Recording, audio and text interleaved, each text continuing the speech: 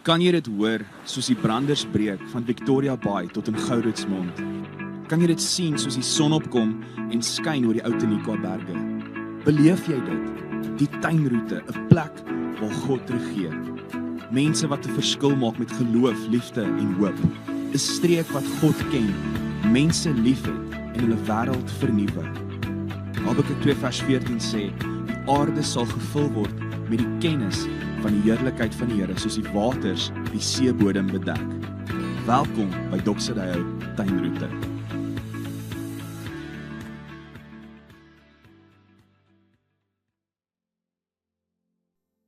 Goeiedag vriende, baie welkom by Doxadeo Tuinroete. Dis 'n aanlyn boodskap. Ek is Gerard, dis my voorreg om vandag saam met jou te kuier terwyl ons aangaan met ons preekreeks Inwording.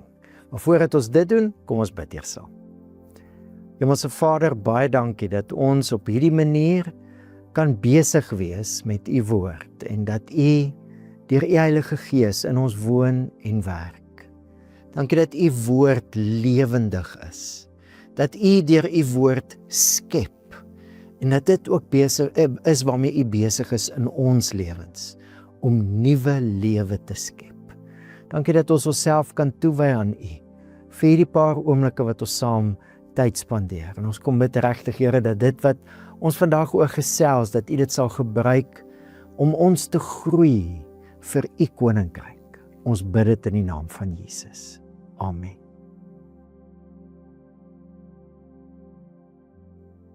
So dis ons tweede week met hierdie reeks tema inwording. 'n Baie interessante Afrikaanse woord, né? Ek het nie eens geweet daar bestaan so 'n woord nie. 'n Woord wat beskryf die proses van iemand of iets wat word, dit wat dit bedoel was om te wees. Hulle beplan 'n mall, daar's al die planne, daar's al die begrotings en dan begin die grondwerke en die bouwerk en ons aanskou die inwording van die nuwe mall of 'n nuwe woonbuurt of 'n nuwe skool of 'n persoon wat gekies is om 'n sekere posisie in 'n span, in sport te vervul of miskien in 'n besigheid en die persoon ondergaan opleiding of oefening en ons aanskou die inwording van daardie persoon in daardie posisie. Inwording, 'n proses van groei waar iemand of iets word dit wat dit bedoel was om te wees.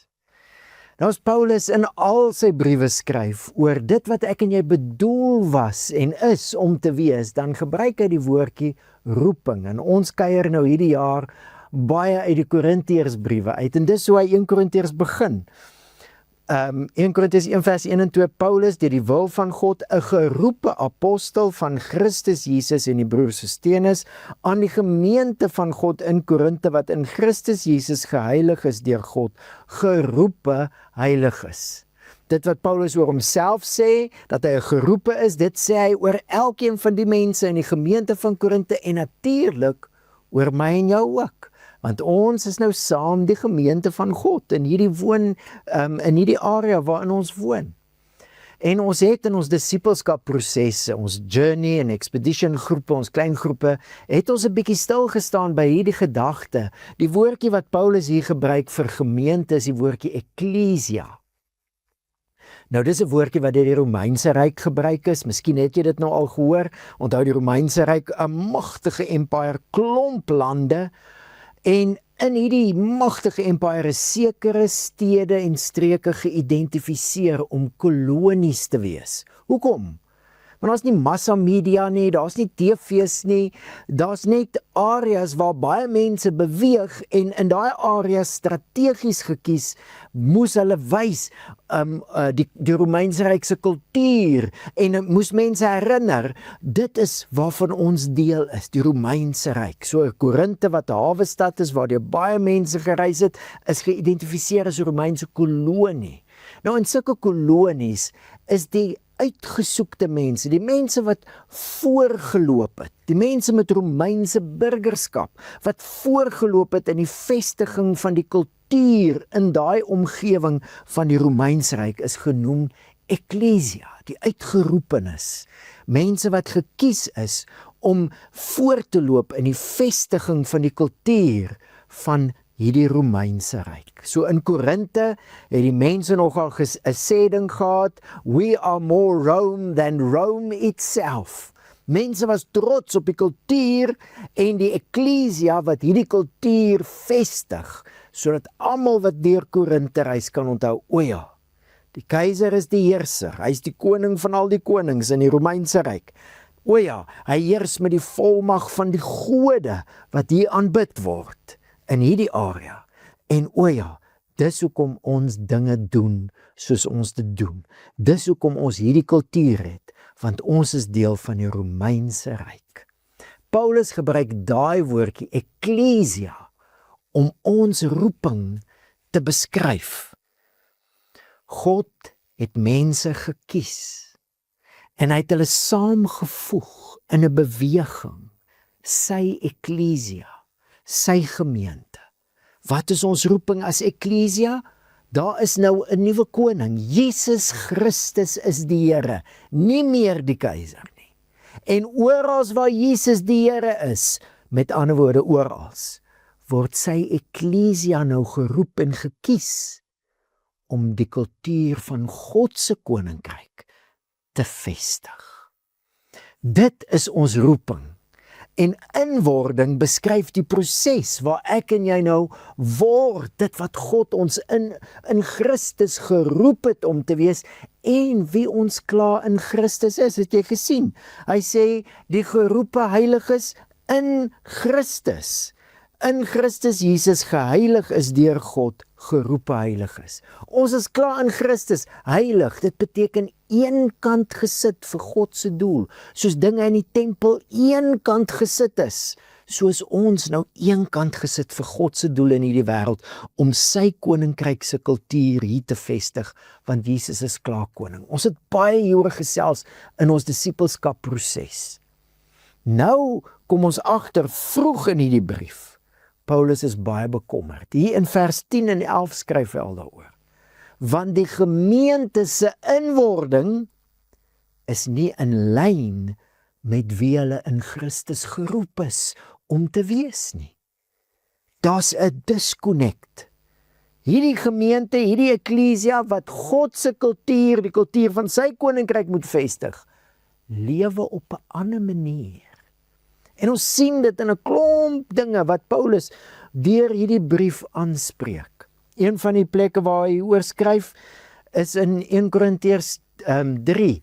En ek wil jou uitnooi om te hoor hoe hy skryf oor die inwording van hierdie gemeente waar daar fout gegaan het. Want ek dink hoe langer ek besig is met Korintiërs, hoe meer dink ek dit. Ek dink ons kan soveel leer by wat Paulus hier skryf, wat ons kan help met ons inwording. Dit wat ons bedoel is om te wees, geroep is en in Christus klaar is, die inwording van dit. So ek wil jou uitnooi om saam met my te lees hoe Paulus skryf oor een van die aspekte waar hy sien die inwording is nie op koers nie. En kom ons kyk hoe dit ons kan help met ons proses van inwording. Wat my betref, broers, ek kon nie met julle praat soos met geestelike mense nie, maar wel soos met wêreldse mense, soos met klein kindertjies in Christus. Ek het julle melk gegee om te drink, nie vaste kos nie, omdat julle nog nie daartoe in staat was nie. Selfs nou is julle nog nie daartoe in staat nie, want julle is steeds wêrelds. Waar daar onder julle afguns en onenigheid is julle nie dan wêrelds nie? En gedra julle julle dan nie soos wêreldse mense nie? Elke keer as een van julle sê, ek is van Paulus, en 'n ander, ek van Apollos, is julle nie wêreldse mense nie? Ek wil net gou sê, ek is baie versigtig, want ek hoor hoe mense baie keer baie maklik sê, die kerk het so wêrelds geword, wêreldsgesindheid in die kerk. En ons moet altyd versigtig wees om kritiek te lewer oor die kerk, né? Want ons praat van God se tempel, en as jy hierdie hoofstuk verder lees in vers 17, dan sê Paulus, as iemand God se tempel skade aandoen, sal God hom skade aandoen. So mens moet versigtig wees hoe jy praat oor die kerk. Daarmee sê ek nie, mens moet wegskram van die waarheid nie, glad nie. Dis nie wat Paulus hier doen nie. Maar dit is vir my baie interessant, waarin Paulus die wêreldsheid meet in die gemeente. Hy meet dit aan die afwesigheid van liefde. Hy praat met hulle oor jaloesie. En dis een van die eerste dinge wat Paulus, as hy daai gedig, 1 Korintiërs 13, dit waarmee ons besig in ons disippelskapproses, is een van die eerste dinge wat Paulus skryf oor wat liefde nie doen nie. Liefde doen nie jaloers nie. Hoe meet Paulus die wêreldsheid in die gemeente? Die gebrek aan liefde. En natuurlik het ons nou ons vorige reeks baie oor gesels. Liefde, nie soos ek en jy daaroor dink nie, die liefde van God wat ons in Christus leer ken. Soos Jesus gesê het, hieraan sal die wêreld weet dat julle my disippels is. Aan die liefde wat julle vir mekaar het, maar net voor dit sê hy mos, 'n nuwe gebod gee ek julle.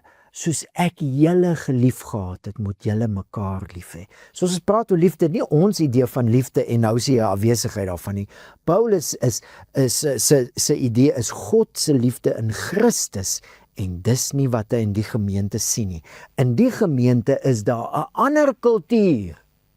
'n Kultuur wat meer is soos wat dinge in die wêreld is. Het was baie algemeen in die wêreld van Korinte en in daai omgewing in wat Griekeland, Noord en Suid-Griekeland en in daai hele omgewing dat mense rondreisende sprekers na gaan luister het. Gewoonlik was dit rondreisende sprekers wat 'n filosofie verkondig het, 'n wysheid wat verduidelik het hoekom is die mens soos die mens is en hoekom is die wêreld soos die wêreld is, filosofie.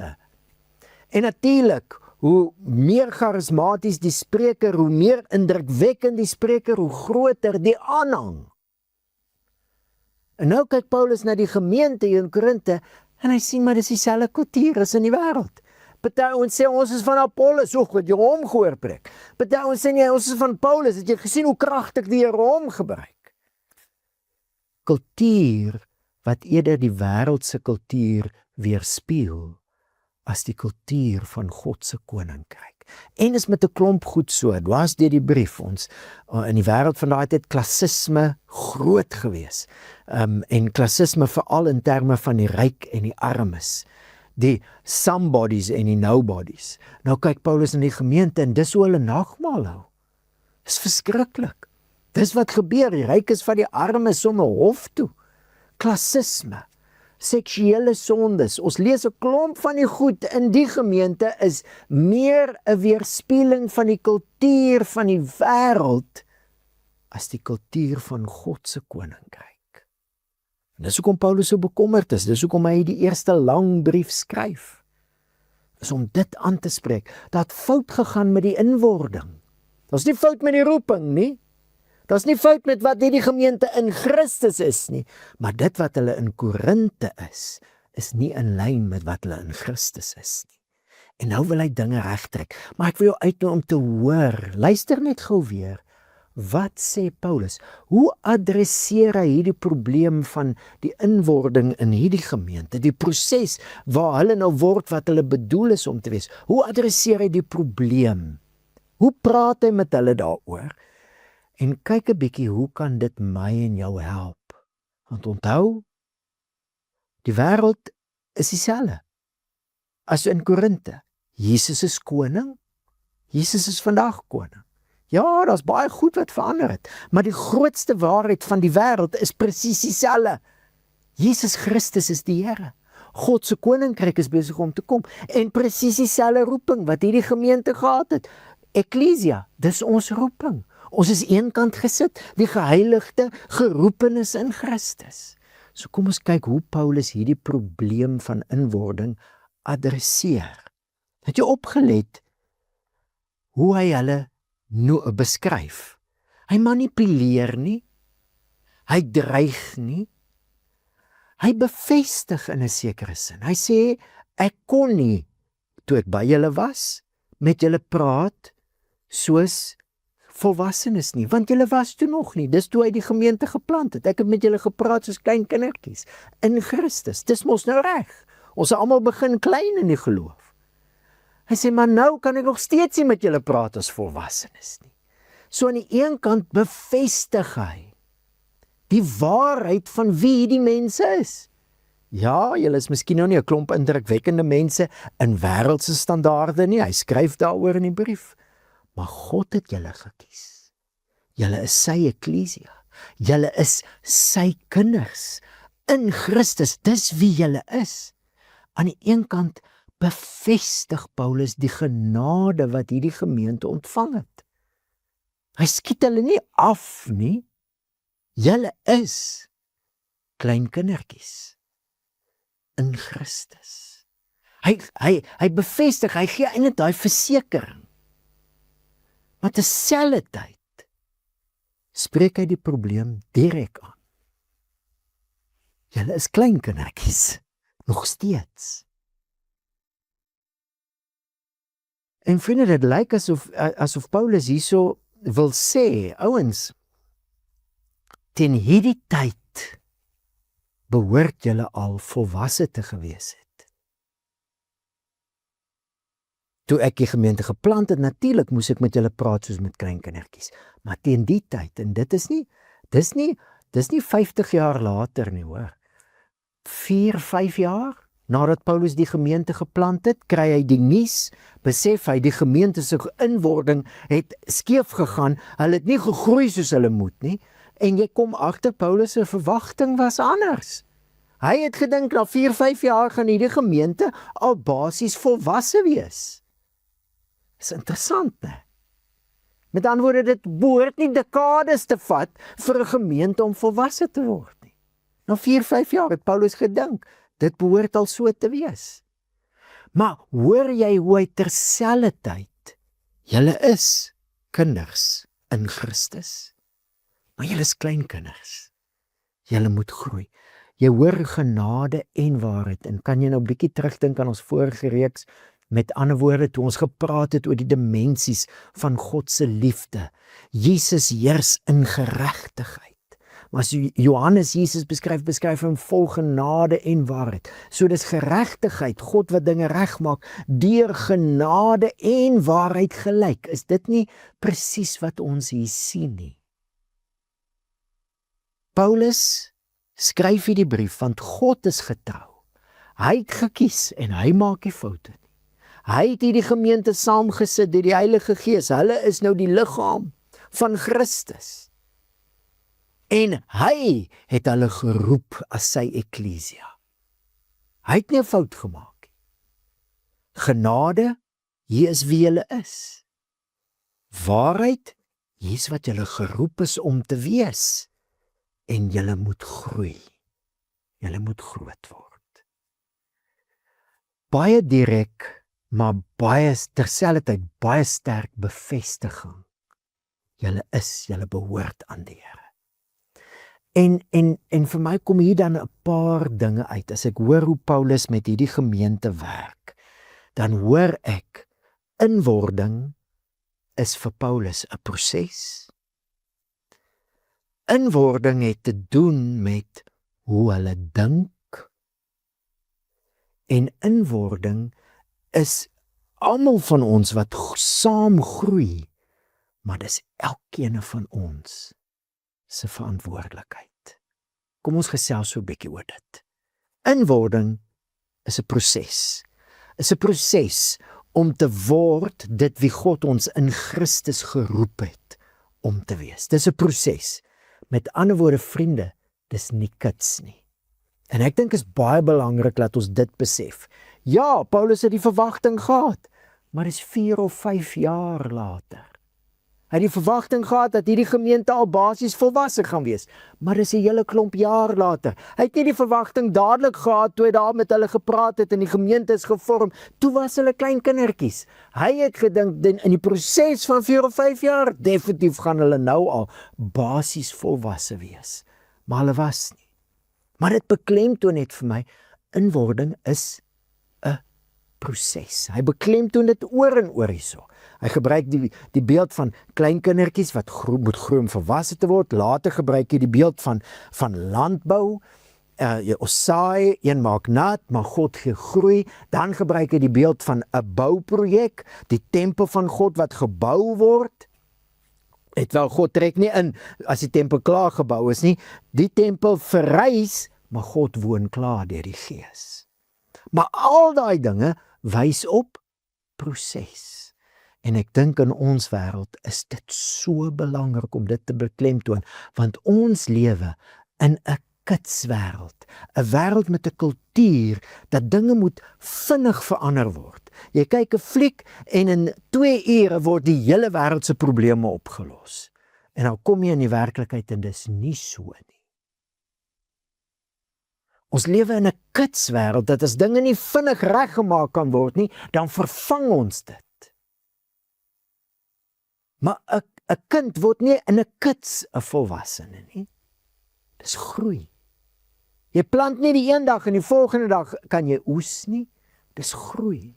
En miskien omdat ons nie almal so naby aan die groei lewe nie. Die mense in daai wêreld het nader aan die groei van dinge gelewe. Hulle was of tentmakers of steenwerkers of met hulle hande dinge gevorm of landbouers. Hulle was naby aan die proses. Ons wêreld is ons paar tree weg van die proses af. Ons sien nie die blomme groei nie. Ons maak nie nat nie. Ons koop net die bos daar by die winkel.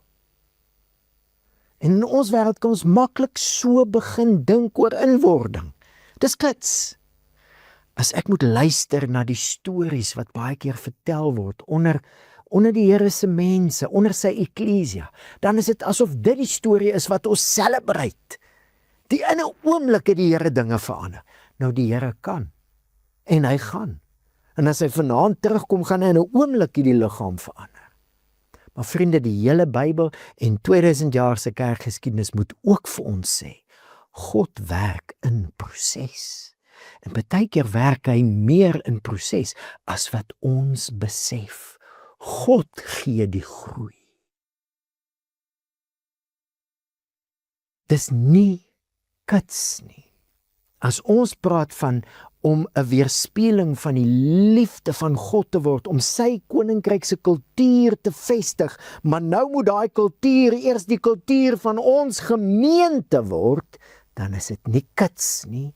Dit is 'n groeiproses. Maar ons moet ook sommer terselfdertyd ophou om te dink, dis far-fetched. Dis too high to come by, soos my ma gesê het. Ons moet ophou. Paulus het 'n verwagting gehad, 4-5 jaar, dan moet die gemeente basies volwasse wees. Natuurlik gaan ons altyd bly groei, maar dan moet 'n basiese volwassenheid wees. En waaraan word die volwassenheid gemeet? Liefde. En toe dit nou afwesig is, en daar's ander kultuur, jaloesie, verdeeldheid, fout met die proses. Gaan nie in 'n oomblik verander nie, ons gaan die proses, ons gaan weer op koers moet kom. En dis hoekom hierdie hele lang brief geskryf is. So vriende, proses, maar ek dink een van die groot aspekte van die proses van inwording is 'n proses van anders leer dink. Net voor Paulus in hierdie hoofstuk ingaan met oor volwassenheid, praat hy oor hoe mense dink. Dink hulle wêrelds, met ander woorde, vleeslik soos die wêreld was voor Jesus, of dink hulle volgens God se nuwe skepping? Dink hulle op ou maniere of dink hulle op die nuwe manier, die nuwe lewe in Christus? En hy eindig nogal daai woorde, en die Engels sê dit vir my die beste.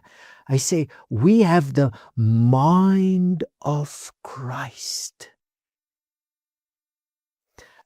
Inwording is 'n proses van nuut leer dink, en ek en jy het toegang tot Christus se manier van dink.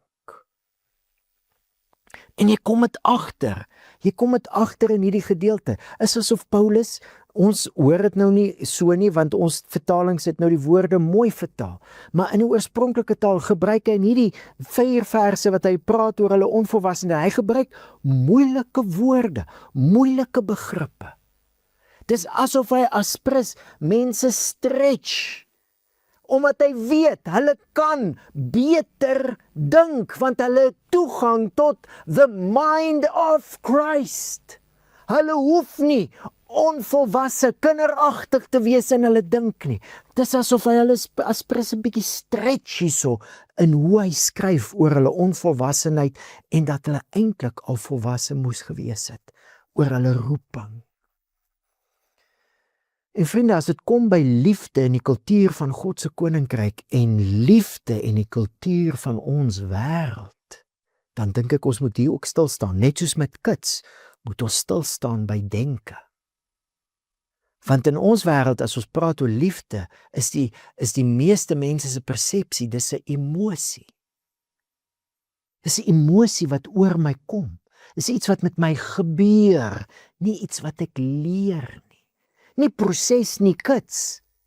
En nie dink nie, voel. Dis ons kultuur. Hoe dinge in ons kultuur meeste van die tyd werk is, ek voel iets vir iemand, en dan dink ek iets oor daai iemand, en hopelik doen ek daarom ook iets. Maar dit is baie duidelik uit Paulus, en uit die hele Nuwe Testament uit. Die proses is andersom. En jy sal dit in al sy briewe kry, as hy oor liefde praat, praat hy oor, ons moet anders leer dink. Ons moet vernuwe word in ons denke, in die gemoed van ons denke, in hoe ons dink. En ons kan, want we've got access to the mind of Christ. So is vir my baie duidelik uit hoe Paulus skryf, dat inwording het te doen om nie te leer dink. En dis hoekom ons in ons disippelskapproses baie aandag gee aan 1 Korintiërs 13, want daar beskryf Paulus met woorde wat hy deur die leiding van die Heilige Gees gekies het en in 'n gedig ingesit het. Beskryf hy die liefde, die kultuur van God se koninkryk. En ek wil graag een ding uitlig as dit kom by anders dink, is ons gaan moet leer om anders te dink oor mekaar. Vriende, ons probeer die Christelike lewe leef as individue en dan kom ons af en toe saam sodat dit ons kan help. Maar dit is presies andersom. Ons is die eklesia van God. Ons is die liggaam van Christus. Ons is aan mekaar verbind en dis in die verbintenis met mekaar wat ons leer the mind of Christ. Wat is the mind of Christ? In die eerste plek is dit hoe Jesus oor jou dink en oor my dink en nou begin ek so dink. Ek dink anders oor jou. Ek dink anders oor mense in die gemeente. Ons is aan mekaar verbind. Ek kyk, soos ons baie keer sê, deur Jesus se oë na jou. Mind of Christ oor jou. Ek tap in by the mind of Christ. Met ander woorde, ek begin eers anders dink oor mense. Dan begin ek anders doen. En die spesifiek hierso gaan dit oor die gemeente. Ek begin dink, ek kan nie meer aan myself as 'n individu alleen dink nie. Ek is 'n kind van die Here en solank my verhouding met die Here reg is alles van, ek kan nie meer so dink nie. Ek leer nuut dink. Dis nou ons wat 'n liggaam is. Maar in hierdie liggaam leer ek nuut dink oor jou. Hoe kyk ek na jou as ons saamkom om die Here te aanbid? Ek moet na jou kyk, ek kan nie net na die Here kyk nie. Dan raak my aanbidding vals. Ons het daaroor gepraat in ons disippelskapproses uit 1 Korintiërs 13. Ek leer om aan jou te dink volgens the mind of Christ. En wanneer ek so aan die mense in my gemeente begin dink, en ek dan begin sê, goed, wat kan ek doen om uitdrukking te gee aan die mind of Christ, die liefde wat Christus vir jou het, hoe kan ek 'n weerspieëling van daai liefde vir jou wees? Wanneer ek so begin dink en doen, gaan die emosies kom. Maar ek kan nie begin by voel nie. Dis waar ons kultuur is. Jy voel eers en hopelik, miskien dink jy dan anders en hopelik doen jy anders. Anderste om. En dan die laaste ene wat dan aansluit by dit. Met ander woorde, as dit is 'n inwordingproses maar ons anders leer dink ook oor mekaar, dan het elke een van ons 'n verantwoordelikheid om te werk dat hierdie kultuur in die gemeente groei. Ons het laasweek hieroor gesels. Die lam het oorwin. Jesus sê, ek stuur julle soos lammers onder wolwe. Maar wat beteken dit? Die lam het oorwin, hy's nou koning. Nou is daar 'n nuwe kultuur, die lamkultuur wat gevestig moet word. En ons, en dis mos nou een van die eienskappe van skape, hulle is tropdiere. Ons gaan daai kultuur vestig waar die lam klaar koning is. Dan het ons gesels oor nuwe skepping wat begin het, maar waar begin nuwe skepping? By ons as nuwe mense. En dan hierdie vers, 2 Korintiërs 13 vers 13, die genade van die Here Jesus Christus en die liefde van God en die gemeenskap van die Heilige Gees bly met julle almal. Ons het gesels oor hierdie woordjie, gemeenskap van die Heilige Gees, die koinonia van die Heilige Gees, dis die partnership en fellowship, let wel nie met die Heilige Gees nie, van die Heilige Gees. Die Heilige Gees self, sy teenwoordigheid, en die mense wat hy nou een liggaam gemaak het, soos Paulus in 1 Korintiërs 12 sê. Dit is die fellowship, the partnership of the Holy Spirit.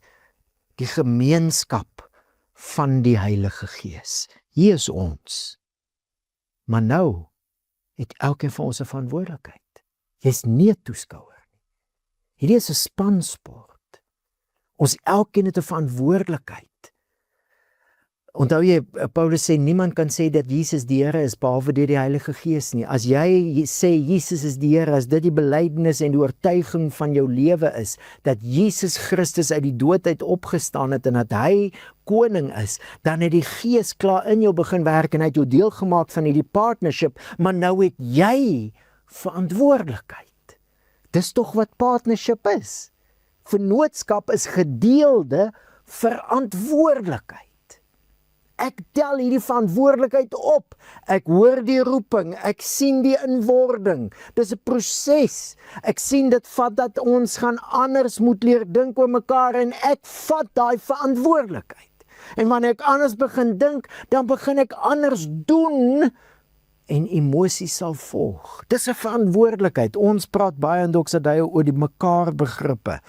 29 verskillende opdragte, wees deel van mekaar, 1 Johannes 1 vers 7, dra mekaar, Galasiërs 6 vers 2, mekaar se laste, bid vir mekaar, Jakobus 5 vers 16, bemoedig mekaar, 1 Tessalonisense 4 vers 18, en so kan het aangaan, vermaan mekaar op vrede onder mekaar, dien mekaar in liefde, wees hartlik teenoor mekaar, wees gasvry teenoor mekaar, vergewe mekaar, wees onderdanig aan mekaar, verdra mekaar, daar is letterlik baie maniere wat jy hierdie verantwoordelikheid kan vat en begin lewe in die gemeente.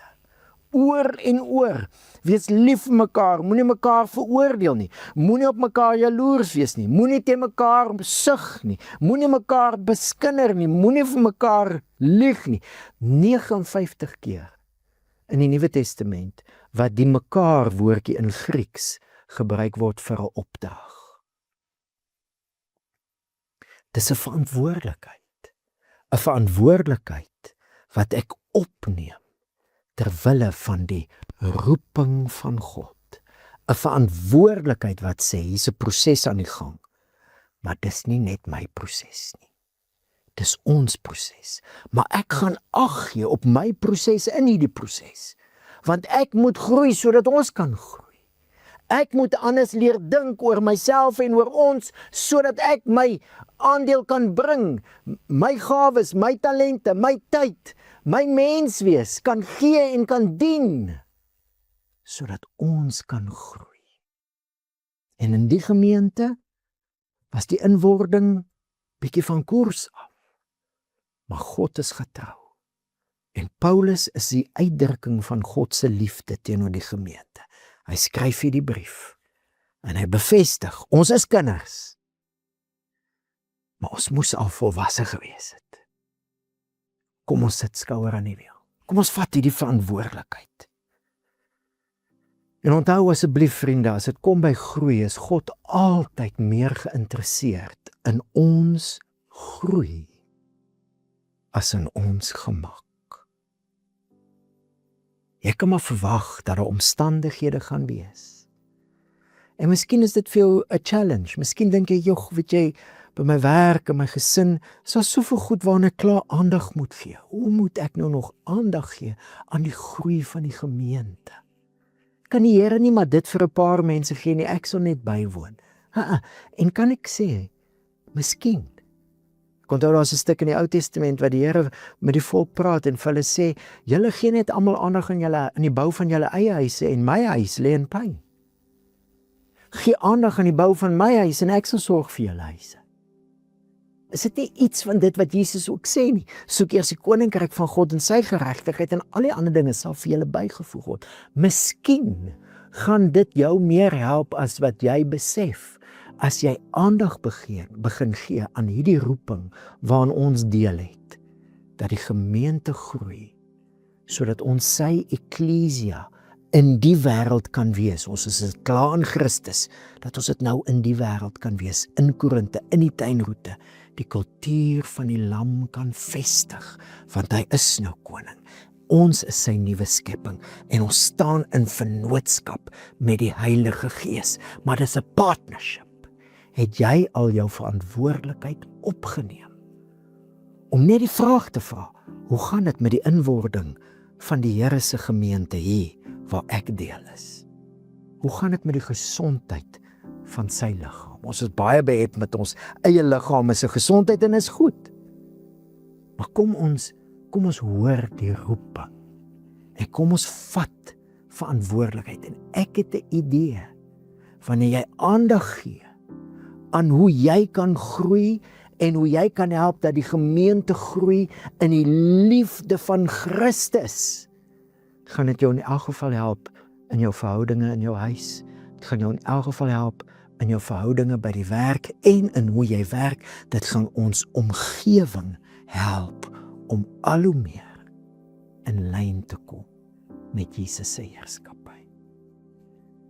Maar vriende, net soos wat iemand nie namens jou kan dink nie, net so kan niemand namens jou anders leer dink nie en anders leer doen nie.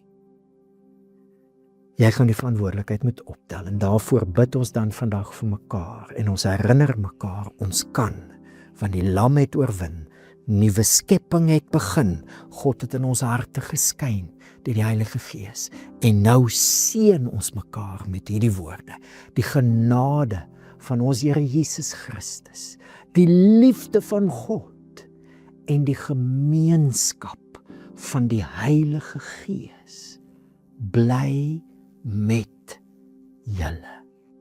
Met hierdie seën word ons bekragtig, sodat ons verantwoordelikheid kan opneem en die Heilige Gees kan vra, ons is nou in vennootskap, gebruik my om by te dra tot die groei, die inwording van u gemeente.